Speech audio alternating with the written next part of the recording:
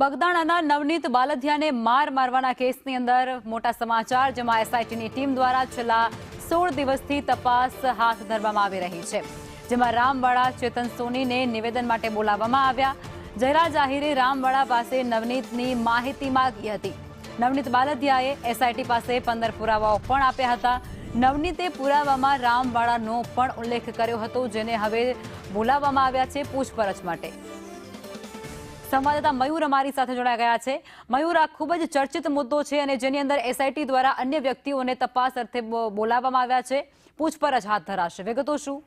લખમાં ચોક્કસથી વાત કરીએ તો જે રીતે 29 ડિસેમ્બરના રોજ બગદાણાના જે ગુરુ આશ્રમના સેવક છે નવનીત બાલદિયા, તેમની ઉપર એક માર મારવાનો જે તે બનાવ બન્યો હતો અને આ મારામારીમાં 8 વ્યક્તિઓ સામે ફરિયાદ નોંધાઈ હતી.